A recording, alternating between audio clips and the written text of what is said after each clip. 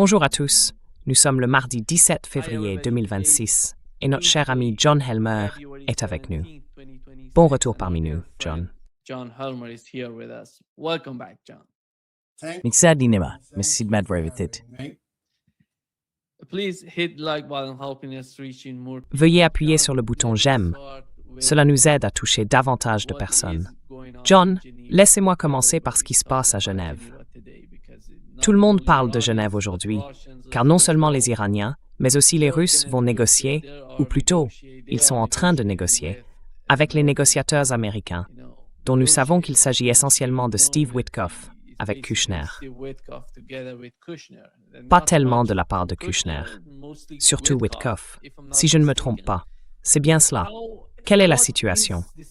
Il y a beaucoup de controverses concernant les négociations entre la Russie et les États-Unis. Où en sommes-nous avec ces négociations? Where are we with the negotiations? Eh bien, techniquement et pratiquement pour tout le monde, oui, les réunions de Genève sont sur le point de commencer. Dmitri Peskov, le porte-parole du Kremlin, a clairement indiqué qu'il n'y aurait pas d'annonce à la presse aujourd'hui. Elles n'auront lieu que demain. Il y aura donc une période de 2 jours sans véritable indication ni fuite, du moins pas du côté russe, jusqu'à demain. Ce sur quoi nous devrions nous concentrer.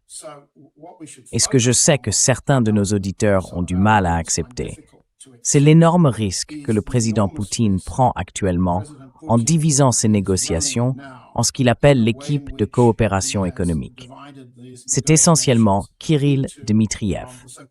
Il s'agit d'un plan en plusieurs points, visant à offrir aux États-Unis à peu près tout ce qu'ils recherchaient en échange de la Russie.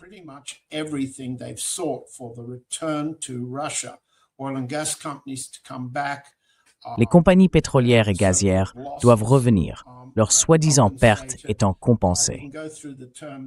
Nous pouvons examiner les conditions. Je les ai publiées. Elles ne sont pas seulement apparues dans Bloomberg la semaine dernière. Je les publie depuis plus d'1 an maintenant. Bloomberg a simplement obtenu une partie d'un compte-rendu de conversation que la partie russe ne nie pas être authentique.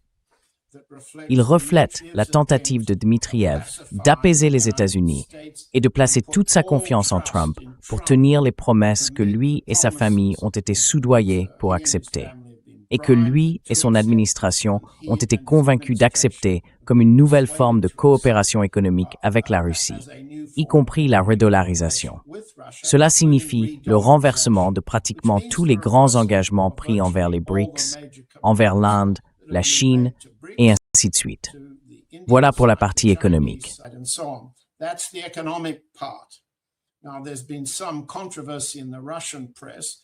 Il y a eu récemment une certaine controverse dans la presse russe concernant la participation de Kirill Dmitriev à la délégation présente aujourd'hui à Genève. À la fin de la semaine dernière, il avait été rapporté qu'il en ferait partie, puis que non. Il a désormais été précisé qu'il se trouve bien à Genève et qu'il rencontre Witkoff, Kushner et Gruenbaum, mais qu'il ne participe pas aux négociations sur le règlement de la guerre en Ukraine. En somme, il y a désormais 2 volets distincts de négociations sur l'Ukraine. En mettant de côté le groupe de Dmitriev, il existe la principale délégation russe sur la guerre en Ukraine, composée essentiellement de militaires et dirigée par Igor Kostikov, l'amiral responsable de l'état-major du renseignement militaire russe.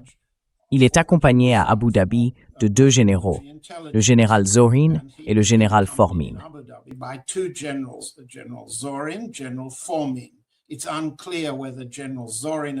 On ne sait pas si le général Zorin et le général Formin se trouvent à Genève, mais la partie russe a envoyé plus de 20 délégués. Le chef de la délégation est Vladimir Medinsky. Medinsky est un assistant du Kremlin de rang subalterne. Pourquoi envoyer un assistant de rang inférieur à la tête de la délégation après avoir remplacé le haut responsable du renseignement militaire en Russie? La réponse est que Medinsky reçoit ses instructions directement du président. Et ces instructions ont été vivement rejetées, discutées, débattues et contestées à Moscou. Et nous en voyons les preuves. Je sais que certains parmi notre public ne veulent pas accepter ces preuves. Ils ne veulent même pas admettre que la Russie est une forme de démocratie dans laquelle l'armée peut être en désaccord avec le commandant en chef, dans laquelle le ministre des Affaires étrangères peut être en désaccord avec le président, et ainsi de suite.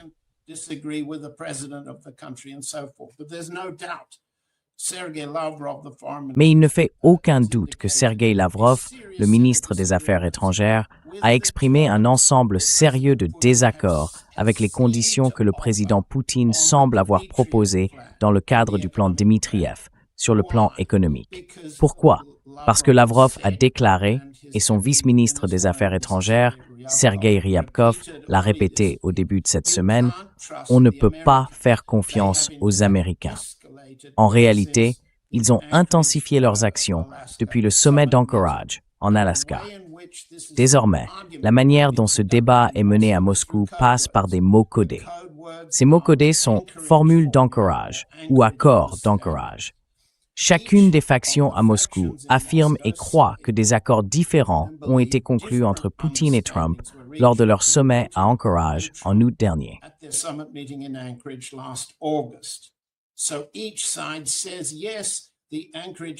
Ainsi, chaque camp affirme que oui, les accords d'Anchorage, la formule d'Anchorage, constituent la base, mais chacun entend des choses différentes lorsqu'il s'agit des conditions militaires du règlement, de la sécurité à long terme de la Russie après le cessez-le-feu, de l'avenir à long terme de l'Ukraine en tant qu'État et en tant qu'armée, ainsi que des formes de mise en œuvre de la sécurité afin que la guerre ne se poursuive pas à partir de ce qui resterait du régime ukrainien.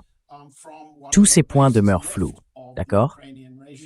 Et la manière dont ce débat est mené, à travers des mots codés, consiste à dire que soit les accords d'Anchorage ont été violés par Trump lui-même, mais pas par la Russie, soit par le plan Dmitriev.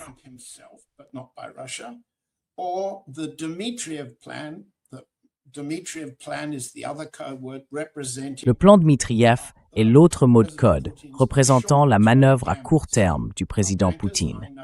Certains banquiers que je connais m'ont dit qu'ils pensent que Poutine fait un pari à court terme.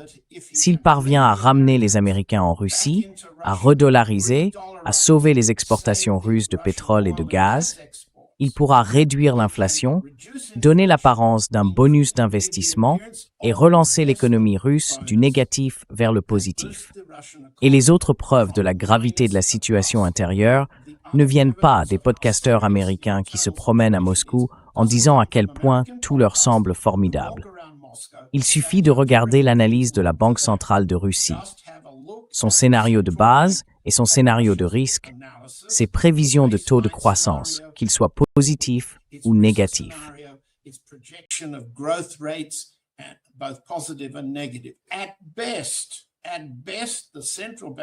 Au mieux, la Banque centrale de Russie affirme, et elle aussi se promène dans Moscou, elle aussi fait ses achats dans des magasins coûteux, que le meilleur taux de croissance cette année pourrait se situer entre 1% et 2%, mais le risque est de moins 5% à moins 7%.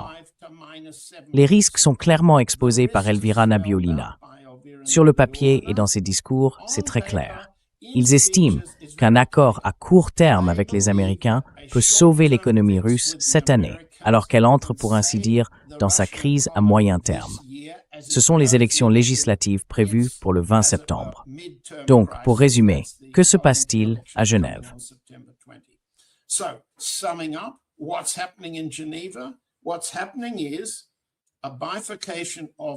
qui se passe, c'est une bifurcation de l'équipe de négociation russe. Ensuite, il y a un ensemble d'instructions différents pour Dmitriev, opposées à celles qui ont été données au ministère des Affaires étrangères et aux négociateurs de l'état-major général. Le président parie qu'il peut d'une manière ou d'une autre parvenir à des accommodements qui reposent sur un niveau de confiance auquel aucun responsable du gouvernement russe, à l'exception d'Elvira Nabiolina et de Kirill Dmitriev, ne croit. Voilà où nous en sommes. C'est donc très risqué. C'est un pari. On peut soutenir que c'est raisonnable, mais cela reste un pari, une mise. Et sur quoi mise-t-on? Sur la confiance en Trump. Et qui fait confiance à Trump de nos jours?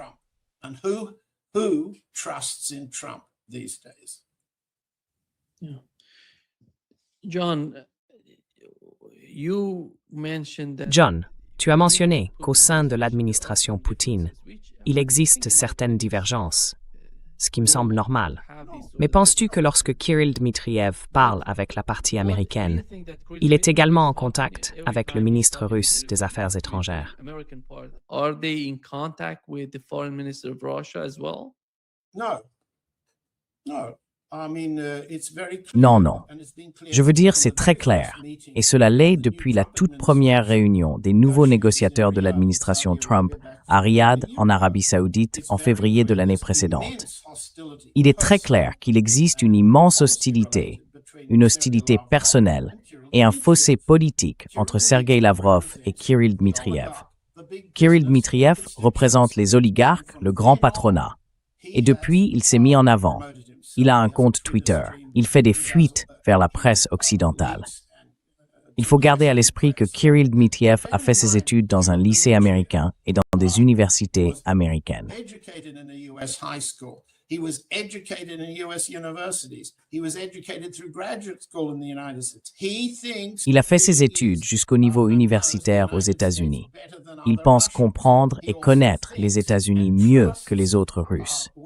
Il fait également confiance à Witkoff, Grenberg et Kushner, ainsi qu'au secrétaire au Trésor Scott Bessant, et il les a rencontrés à Miami le week-end du 31 janvier.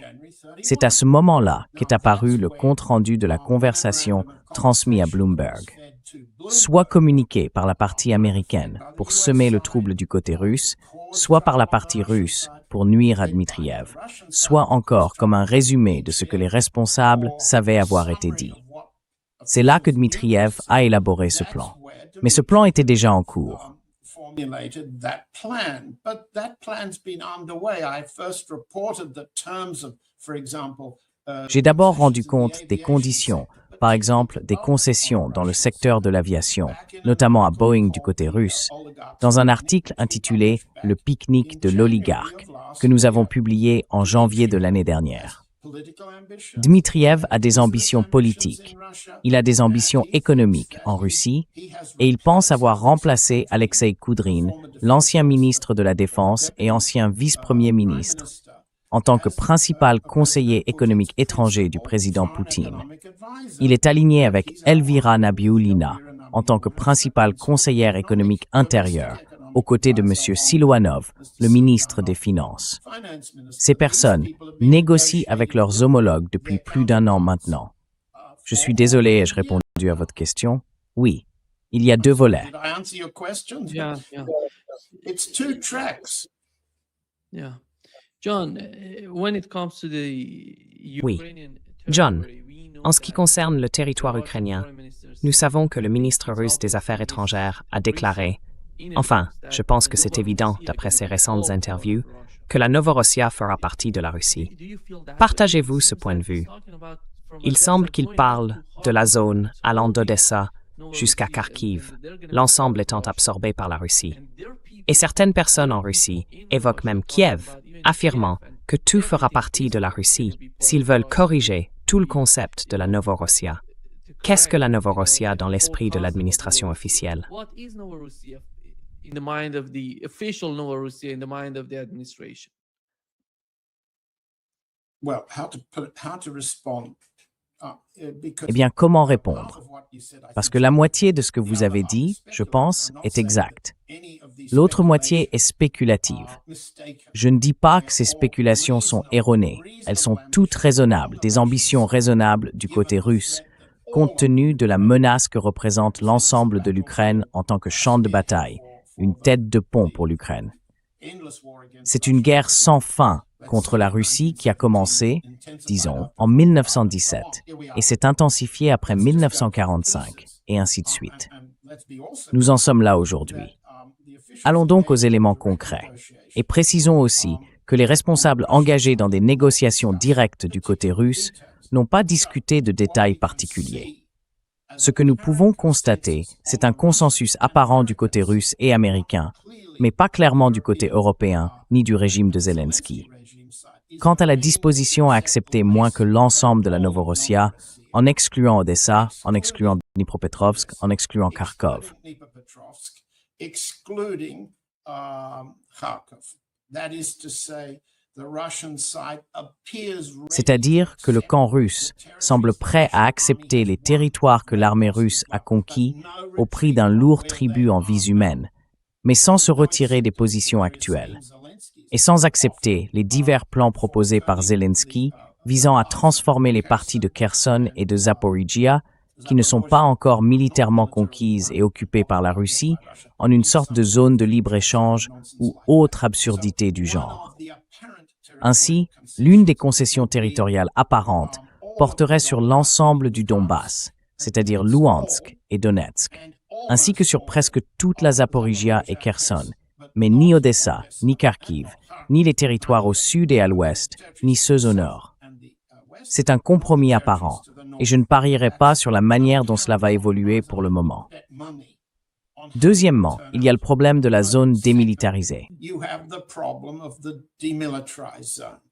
Going westward, what is the En allant vers l'ouest, quelle est la profondeur de la zone de sécurité dans laquelle aucun drone, missile, artillerie à longue portée, ukrainien ou autre forme d'attaque potentielle contre la Russie ne peut être basé? Nous savons que les Ukrainiens peuvent désormais faire voler des drones à longue portée depuis des zones relativement profondes de l'ouest de l'Ukraine. Permettez-moi de dire que je ne crois pas qu'aucun Russe ne veuille occuper Kiev. Aucun Russe ne veut avoir à gérer la police de l'Ukraine occidentale nazifiée, à l'ouest de Kiev jusqu'à la frontière polonaise. Les Allemands ont occupé cette région, et elle reste non seulement non orthodoxe et hostile à l'orthodoxie. Ce sont des catholiques. Ils étaient des sympathisants et des collaborateurs nazis pendant la Seconde Guerre mondiale, et ils représenteraient une forme constante de résistance terroriste, coûteuse en vie russe. Personne ne occupé et administré de zone.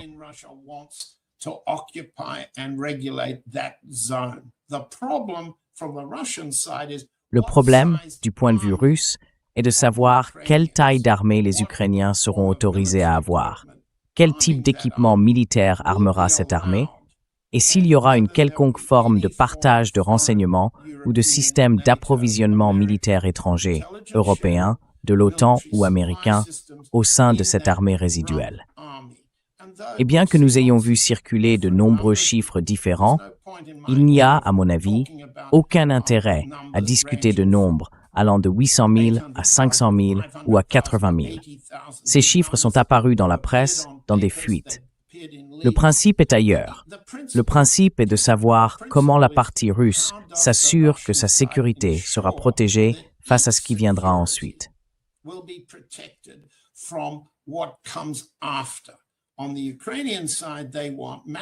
Du côté ukrainien, ils veulent une sécurité maximale, des garanties de sécurité, comme ils les appellent, contre une attaque russe. Ce qu'ils veulent vraiment, c'est maintenir leur position de plateforme de combat contre la Russie, armée par les Européens et soutenue par le renseignement, les données et les informations provenant des États-Unis et de l'OTAN. Les deux camps sont donc très éloignés sur ce point. Du côté russe, mes sources disent qu'ils sont confiants. Ils ont été informés par l'administration Trump. Nous ne souhaitons pas continuer à soutenir, disons, le régime de Kiev par le partage de renseignements. Si les Européens veulent le faire, très bien. Si les Européens veulent que nous les soutenions, c'est possible.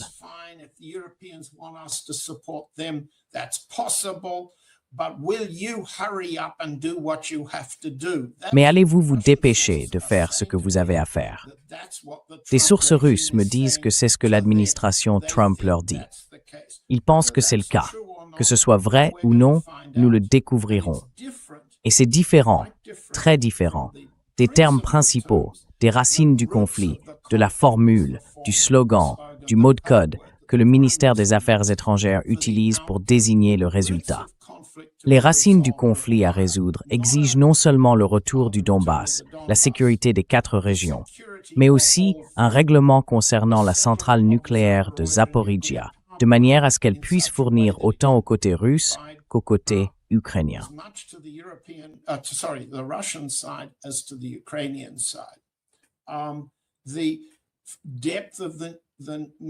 La profondeur de la zone démilitarisée, la DMZ, la méthode de surveillance par drone, la supervision internationale, et ainsi de suite.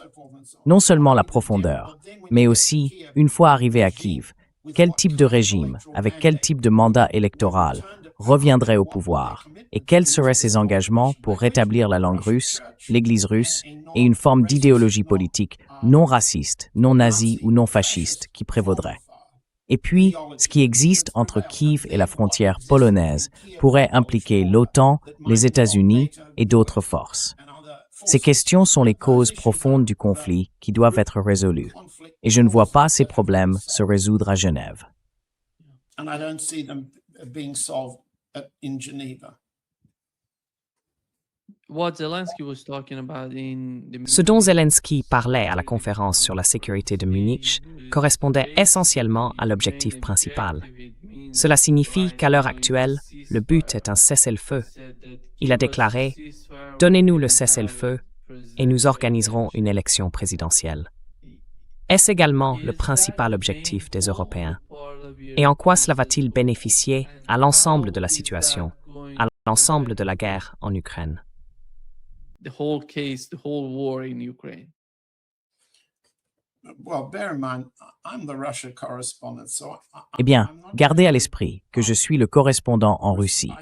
Donc je ne vais pas parler de la politique française, britannique, belge, néerlandaise, allemande ou italienne en lien avec votre question. Vous avez de très bons correspondants qui peuvent traiter chacun de leur pays. D'accord. Il n'est pas non plus utile de répondre à ce que dit Volodymyr Zelensky. Ce n'est pas du tout productif.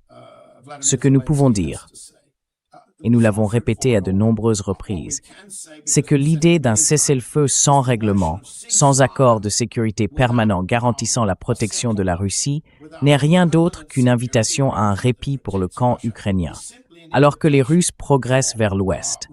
Un répit, un rafraîchissement, un réapprovisionnement en hommes, en matériel, et ainsi de suite.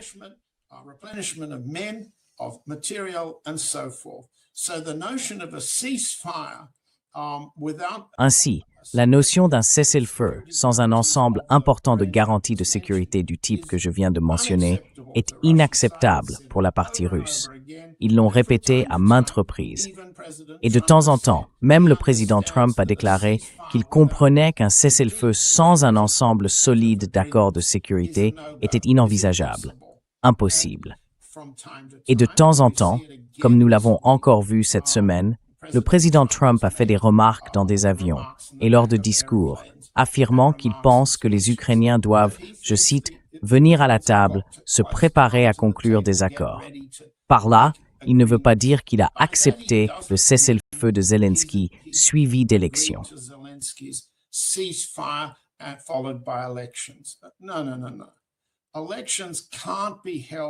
Non, non, non, non. Les élections ne peuvent pas avoir lieu sans démobilisation, sans la fin de la loi martiale, de l'état d'urgence en Ukraine. Un état d'urgence en Ukraine et une démobilisation ne peuvent pas se produire sans des articles de capitulation significatifs du point de vue russe ou un accord de paix à long terme. Et nous en avons déjà parlé, Nima. Le côté russe a présenté sa forme d'accord à long terme, si je ne me trompe pas, à Istanbul il y a plus de 6 mois. Ceci définissait, dans les grandes lignes, tout le cadre. Et tant que tout n'est pas résolu, rien ne peut l'être.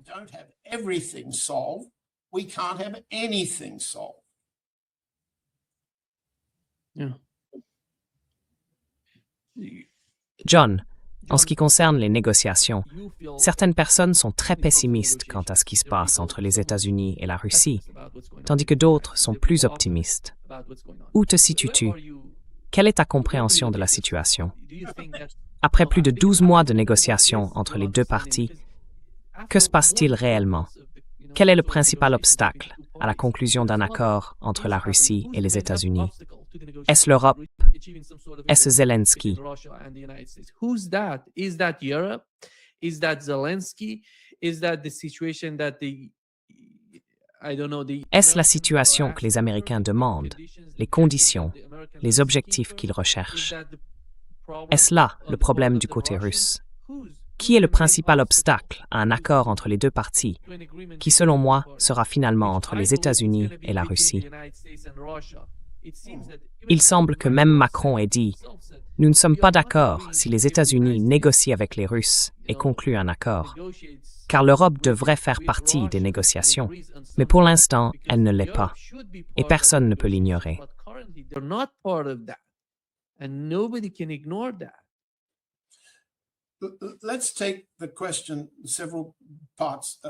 Prenons la question en plusieurs parties.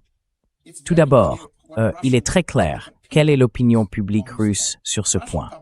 L'opinion publique russe influence le Kremlin et elle reflète aussi les messages que le Kremlin adresse au peuple russe pour justifier non seulement la guerre, mais aussi les lourdes pertes et les victimes que la Russie a subies.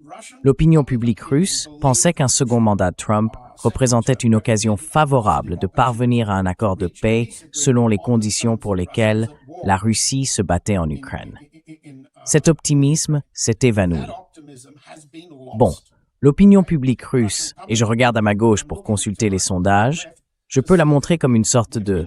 Je ne sais pas si vous pouvez bien le voir.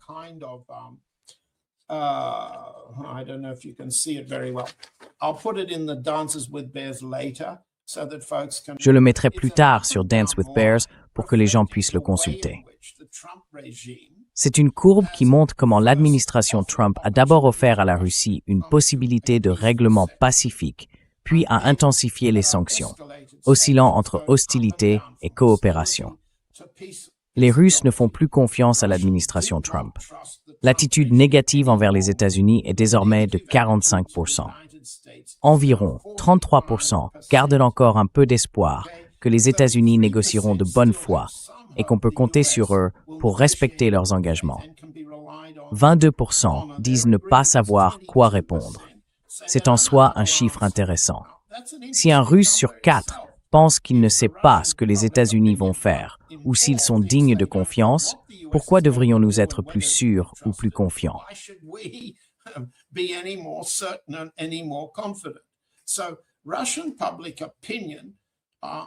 Ainsi, l'opinion publique russe se montre profondément méfiante à l'égard des États-Unis. Et cela constitue un frein important, ou un contrôle si l'on veut, sur toute tentative du président Poutine de parvenir à un accord à présent, alors que nous approchons des élections législatives de septembre prochain. En somme, c'est ainsi que les Russes perçoivent la situation, pas moi, mais l'opinion publique russe telle qu'elle est mesurée de manière fiable. Officiellement, la position russe a été la formule dite d'encourage. Autrement dit, en août dernier, tout le monde s'accorde à dire que le président Poutine et le président Trump sont parvenus à certains accords. Leur contenu exact n'a jamais été précisé. Par conséquent, le ministère des Affaires étrangères affirme que ces accords impliquent la résolution des causes profondes du conflit, car il estime que Trump avait proposé un ensemble important de concessions que l'administration Biden a refusé d'accepter. Et ensuite, pourquoi n'avons-nous pas encore signé? And second, why are we not yet signed? Because the Europeans have continually... Parce que les Européens ont sans cesse ravivé la détermination de Zelensky à continuer le combat. Il existe donc à Moscou une ligne de discours qui affirme, comme tu l'as expliqué, Nick, que les Européens sont responsables d'avoir saboté un bon accord que les États-Unis avaient conclu avec la Russie en août dernier, la fameuse formule d'encourage. C'est la version officielle. Est-ce vrai? C'est ce que tu m'as demandé. Est-il vrai que si nous n'avons pas d'accord de paix, avec toutes les conditions russes acceptées, c'est parce que les Européens continuent d'encourager Zelensky à dire non? Est-ce parce que les Européens continuent de faire pression sur l'administration Trump pour durcir et intensifier la campagne contre la Russie, dans le commerce, en mer et ainsi de suite? À mon avis, il ne fait aucun doute que les Européens font pleinement partie de ce consensus. Je ne vois pas l'administration Trump s'écarter beaucoup du consensus européen sur la lutte contre la Russie à l'avenir.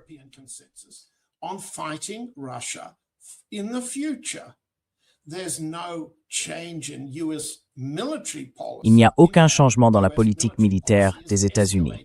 En réalité, cette politique s'intensifie en mer. La guerre contre la Russie en mer s'aggrave avec Washington en tête. Les Britanniques ont joué un rôle secondaire, les Français également, dans cette guerre maritime. Si l'on prend cela comme exemple, ce ne sont pas les Européens qui résistent à une initiative de paix du côté américain. Pas du tout, pas du tout. Alors, que devons-nous penser de ces signaux contradictoires maintenant que nous en parlons? Eh bien, il faut reconnaître qu'il existe aussi des factions au sein de l'establishment de Washington. L'administration Trump fait face à une possible perte du Congrès lors des élections de mi-mandat prévues le 3 novembre. Dans ce contexte politique intérieur que nous avons déjà expliqué, l'administration Trump ne doit pas donner l'impression d'avoir perdu la guerre en Ukraine, ni d'avoir déclenché une guerre avec l'Iran, provoquant une flambée massive des prix du pétrole, ni d'avoir été vaincu sur le champ de bataille. Must not appear to have been defeated in battle. We've explained this a number of times before. So these Nous avons déjà expliqué cela à plusieurs reprises.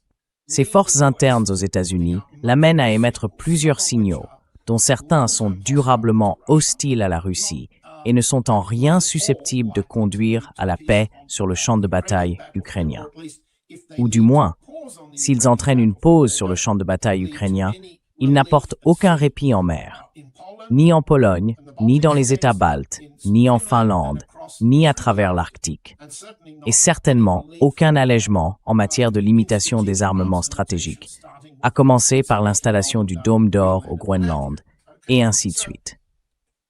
Donc pour répondre à votre question, pour résumer, je ne crois pas qu'il soit exact de reprocher aux Européens de saboter la paix en Ukraine.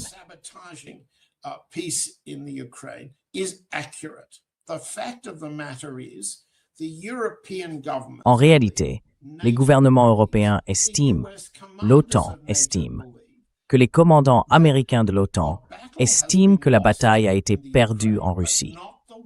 C'est une distinction qu'ils ne font pas publiquement, mais leur politique indique que telle est leur position vis-à-vis de la Russie. Leur problème est donc de savoir comment continuer à combattre la Russie, car ils pensent que l'économie russe est vulnérable, que politiquement, si l'économie peut être relancée par la guerre maritime et d'autres moyens, nous pourrons y revenir. Le président Poutine sera gravement affaibli à l'intérieur du pays et deviendra encore plus vulnérable. C'est ce que pensent les Européens. C'est ce que pense le général Grinkiewicz, le général américain à la tête de l'OTAN. Mais sous cette réserve, ils sont en train de perdre sur ce champ de bataille. Ils doivent trouver un moyen d'assurer une défense tactique, un repli opérationnel, tout en maintenant une domination stratégique.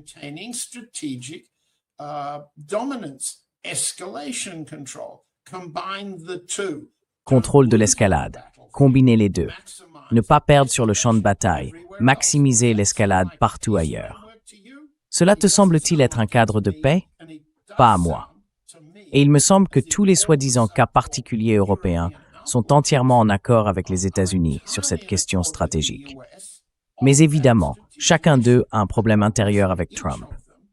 Les mesures tarifaires de Trump touchent la France, l'Angleterre, l'Italie, chacun différemment.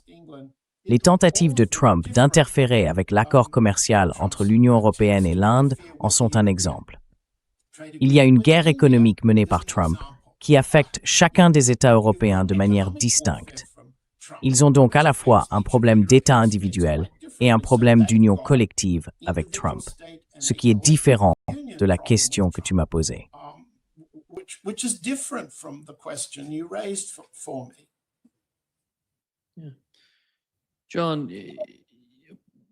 Oui. John, la guerre dont tu parles, celle qui n'est pas perdue dans l'esprit des Américains, c'est la guerre économique. Est-ce bien cela? C'est pour cette raison que les États-Unis essaient de convaincre tous ces pays qui reçoivent du pétrole et de l'énergie de la Russie. Alors, dans quelle mesure cela a-t-il été couronné de succès jusqu'à présent?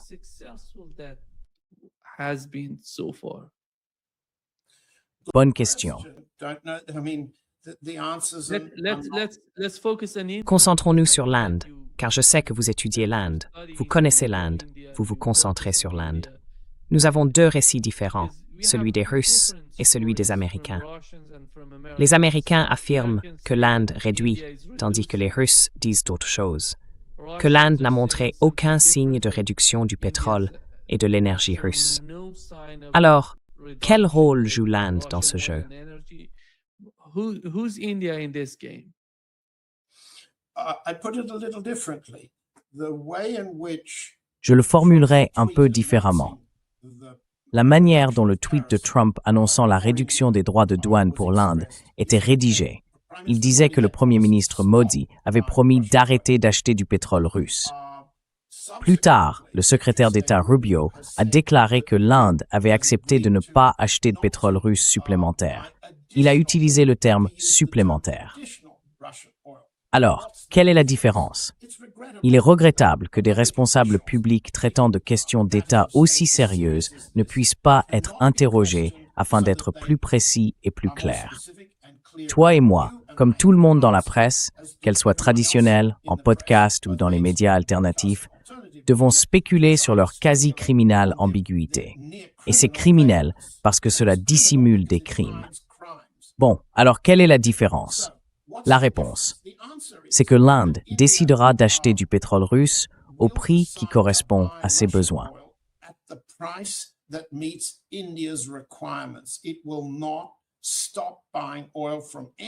Elle ne cessera pas d'acheter du pétrole à une source donnée si cela devait mettre en danger sa propre économie.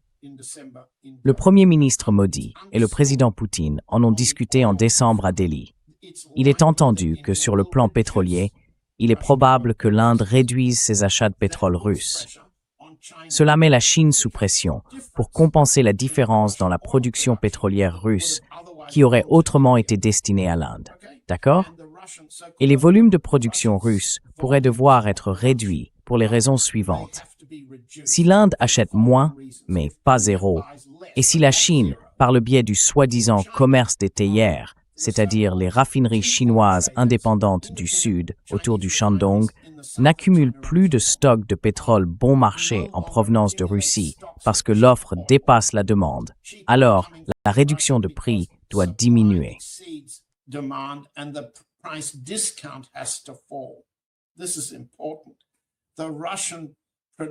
C'est important.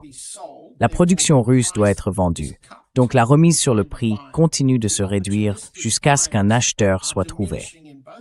Les acheteurs opportunistes se font de plus en plus rares, aussi bien en Inde qu'en Chine. À mesure que ce processus se poursuit et que la remise s'élargit, le prix effectif du pétrole russe tombe en dessous de $40 le baril. Quand cela se produit, les stocks en mer s'accumulent en attendant des acheteurs. Ce qui se passe ici, c'est que la production pétrolière russe à la tête de puits est sous pression. Environ 30% des recettes budgétaires de la Russie proviennent de la production et des taxes sur le pétrole et le gaz. Les produits pétroliers, c'est-à-dire le pétrole brut et les produits raffinés, représentent, selon les estimations et les sources, entre 45 et 60% de la valeur totale des exportations russes.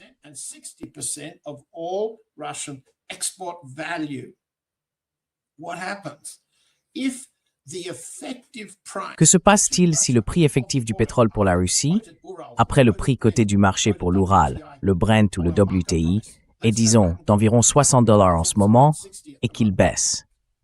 L'objectif de la Banque centrale pour l'économie de cette année, financement du budget, recettes, etc., est de $55 le baril, $55. Mais le prix effectif, de facto, après la décote actuelle, selon certains rapports, se situe entre $37 et $40. D'accord? 37 à 40, c'est nettement en dessous de la cible sur laquelle repose le budget russe. Maintenant, si vous ne pouvez pas vendre votre pétrole à ces prix bas et décotés, si vous ne le pouvez pas, vous devez arrêter ou réduire la production. Et il y a des rapports en Russie indiquant que cela est prévu prochainement.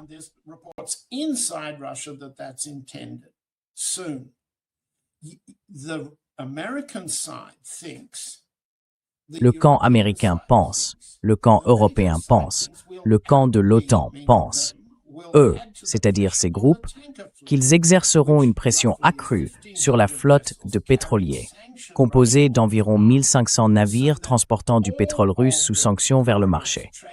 L'idée est que tous les couloirs, routes commerciales et voies maritimes par lesquelles transitent les exportations russes seront menacés par l'autre camp.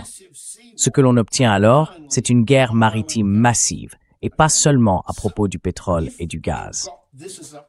Ainsi, si tel est le plan, il n'est pas difficile de comprendre pourquoi les Européens, les Américains, l'Alliance de l'OTAN et tous leurs organes de propagande, les think tanks, la presse, ne cessent de répéter. Nous devons simplement continuer à nous battre, continuer à étouffer la Russie, et elle finira par s'effondrer de l'intérieur. Elle sera tellement sous pression que le peuple russe renversera Poutine.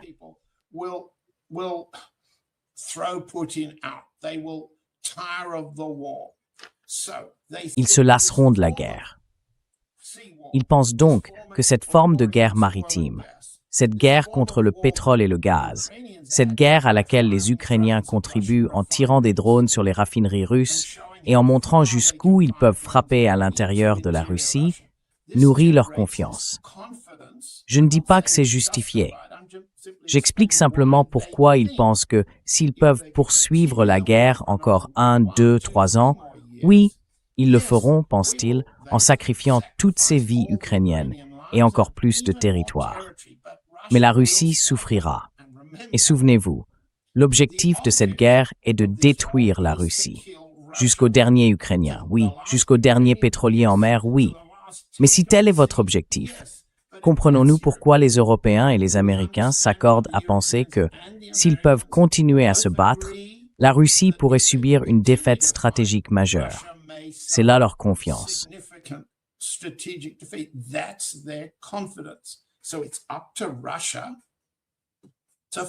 C'est donc à la Russie de lutter contre cette confiance stratégique. Et nous revenons ainsi à notre point de départ. Le président Poutine a chargé Kirill Dmitriev de faire aux États-Unis une offre qu'il pense que les Américains ne pourront pas refuser, y compris des pots de vin que certains individus ne refuseront pas. Si vous revenez en Russie, nous vous accueillerons. Nous permettrons à toutes les entreprises de produits de consommation de retrouver leur position. McDonald's retrouvera sa place sur le marché, et ainsi de suite. En échange, vous nous libérerez nos voies maritimes. Vous nous dégagerez de la guerre en mer. Vous nous permettrez de continuer à vendre du pétrole à un prix conforme aux besoins de notre budget, de notre financement interne et des prévisions de notre banque centrale. C'est un pari contre une guerre stratégique. Je pense que c'est bien cela. Et les discussions sur le sabotage européen, sur le sabotage de Zelensky, relèvent de l'opérationnel.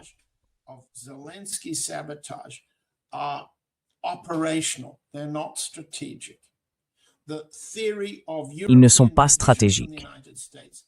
La théorie d'une division européenne vis-à-vis des États-Unis est opérationnelle et politique intérieure. Elle n'est pas stratégique. Maintenant, si la Russie, à Genève aujourd'hui, pense dans la salle de Dmitriev que ce n'est pas sa stratégie, le grand pari du président Poutine va échouer. En revanche, si le pari à court terme est que les États-Unis reporteront leur stratégie visant à vaincre la Russie, alors à court terme, le grand pari de Dmitriev, du président Poutine, réussira. Maintenant, qui, parmi notre auditoire, veut miser tout un pays et des centaines de milliers de vies, voire des millions, sur les termes de ce pari? Eh bien, c'est ce que font les présidents de pays. Et c'est le pari qui se joue aujourd'hui à Genève. J'espère avoir été clair. Je ne considère pas la division européenne vis-à-vis des États-Unis comme étant de nature stratégique, et eux non plus.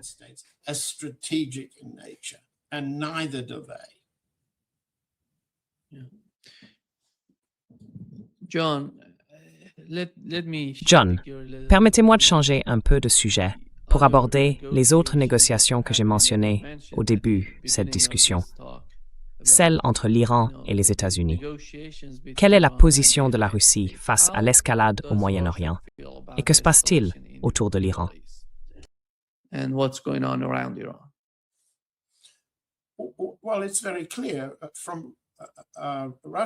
Eh bien, il est très clair, du point de vue russe, que toute tentative d'imposer un changement de régime ou une destruction massive de l'Iran est perçue comme une menace stratégique pour la Russie, premièrement.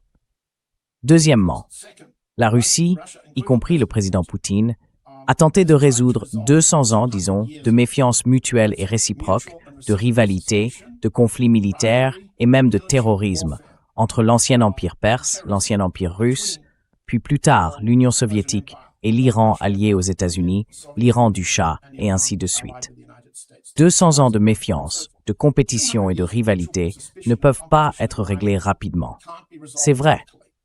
Ainsi, le président Poutine a établi, disons, un bilan ambigu de tentatives visant à rétablir la confiance entre son gouvernement à Moscou et le gouvernement iranien, y compris les dirigeants suprêmes.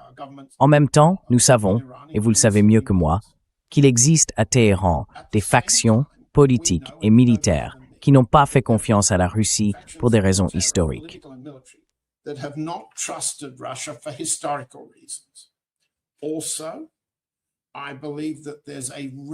De plus, je pense qu'il existe une préoccupation légitime du côté militaire iranien, selon laquelle l'Iran ne peut pas se permettre de devenir dépendant pour sa défense aérienne, sa défense antimissile, sa marine, ses drones et ses capacités offensives, dont dépend la capacité de l'Iran à dissuader une attaque israélienne.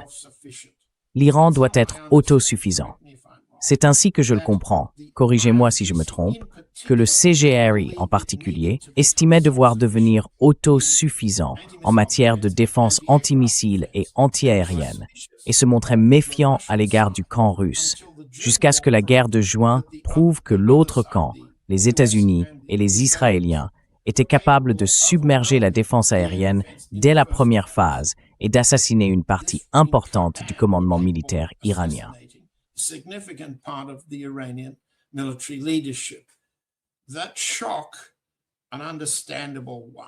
Ce choc, compréhensible, et une défaite tactique sérieuse a conduit, et pardonnez-moi si je me trompe, à une révision de l'idée d'autosuffisance du côté iranien, vers une attitude plus coopérative avec la Russie et la Chine. Et ces soupçons sont partagés partout. Tout le monde sait, en particulier en Inde, que si vous achetez des F-16 ou tout autre équipement militaire offensif ou défensif important aux États-Unis, vous courez le risque que les Américains activent l'interrupteur de désactivation, celui qui vous empêche d'utiliser le matériel dont vous avez besoin pour assurer votre propre défense ou mener vos propres offensives.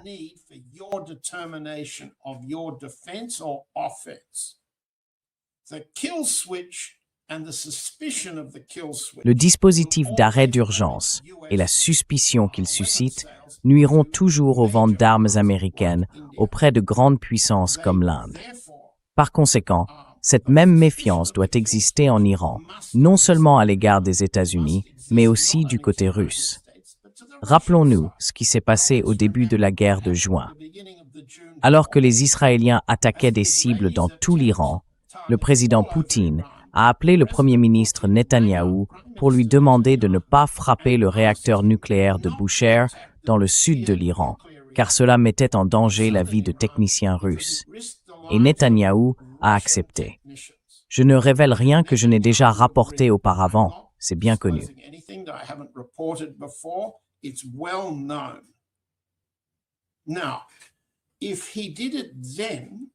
Alors, s'il l'a fait à ce moment-là, il est raisonnable que la partie iranienne se demande, s'il y a une nouvelle attaque, le président Poutine appellera-t-il Netanyahou à l'avance pour lui dire « Je ne veux pas que tu attaques mes techniciens russes de défense aérienne à tel, tel et tel endroit. » Cela pourrait-il arriver? Je ne sais pas si ce serait le cas ou non. Ce que je dis, c'est que ce qui s'est passé en juin dernier crée une suspicion légitime du côté iranien. Malgré tous les podcasteurs américains qui nous expliquent à quel point la Russie est engagée dans la défense de l'Iran, il reste raisonnable pour les Iraniens de dire « Nous devons préserver notre capacité à nous défendre si les Russes appuient sur l'interrupteur fatal. »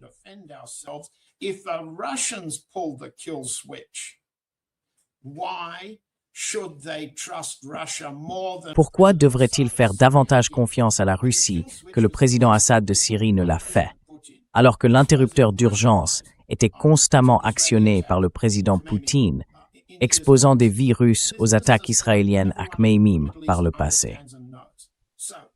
C'est une histoire que tout le monde au Moyen-Orient comprend et connaît. En résumé, la Russie s'est engagée à défendre l'Iran et à prévenir le prétendu motif d'une attaque israélo-américaine contre l'Iran, à savoir l'enrichissement de l'uranium jusqu'à la capacité d'armement nucléaire. en cherchant des formules que les Américains accepteraient et qui permettraient d'éliminer cette question comme prétexte à une attaque. Très bien, c'est utile et crédible. That's helpful and credible.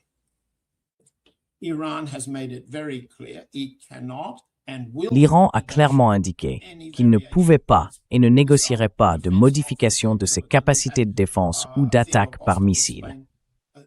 Et vous avez eu Theodore Postol, qui a expliqué en détail comment la capacité de l'Iran établit désormais un équilibre significatif de dissuasion face à Israël. Car cette capacité, comme Postol l'a expliqué à votre auditoire il y a quelques jours, pourrait détruire des villes israéliennes. Très bien. Accepter ce que l'analyse de Postol implique signifie que les limitations du programme de missiles sont exclues. Que reste-t-il? Dites-moi ce qu'il reste. La Russie serait alors en position d'offrir au camp américain une porte de sortie, une issue pour l'armada. Vous avez eu des personnes dans votre émission qui vous ont assuré avoir entendu de leurs sources non identifiées que les États-Unis et Israël allaient attaquer.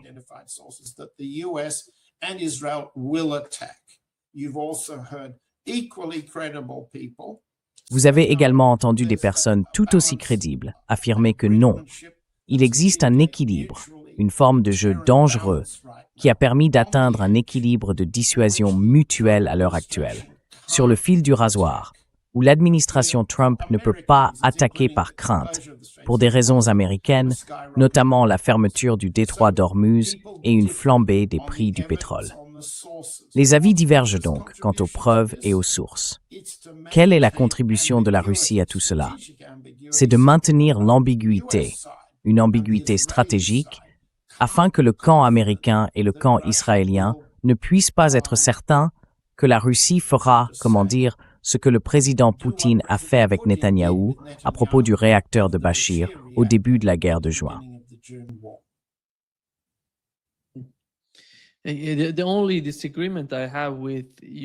Le seul désaccord que j'ai avec ton commentaire sur la Syrie, c'est que la Syrie est différente de ce que nous avons entre la Russie et l'Iran, car la nature, l'identité de la relation entre l'Iran et la Russie est totalement différente, John.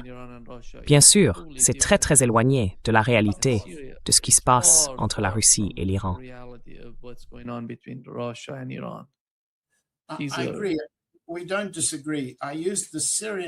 Je suis d'accord. Nous ne sommes pas en désaccord.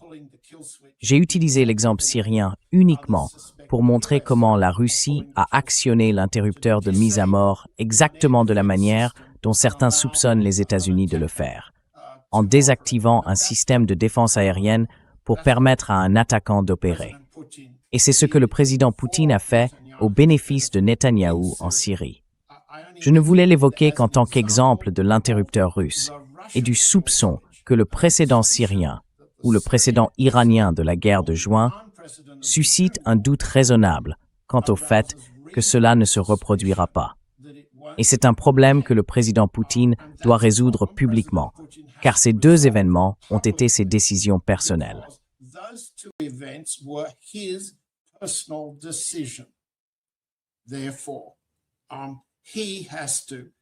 Par conséquent, il doit apporter des garanties, et tant qu'il ne le fait pas, le soupçon demeure.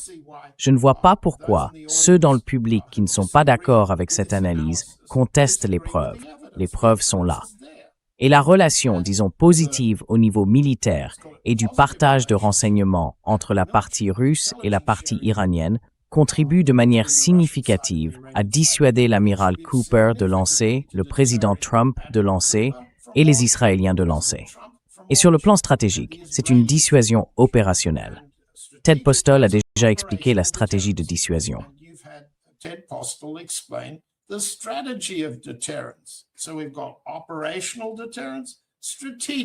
Nous avons donc la dissuasion opérationnelle et la dissuasion stratégique. Et ce sont des facteurs qui reflètent, en fin de compte, l'autosuffisance iranienne. Oui, Postol l'a dit. Avec une aide supplémentaire de la Chine et de la Russie, la précision de ciblage de la capacité balistique de l'Iran peut être améliorée de 1000 mètres à 500 mètres de CEP. Et regardez, c'est lui l'expert.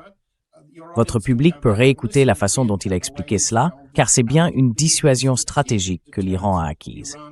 Il a également précisé que qu'il y ait ou non une aide chinoise ou russe, l'Iran dispose désormais d'une capacité suffisante pour une dissuasion stratégique avec des armes non nucléaires.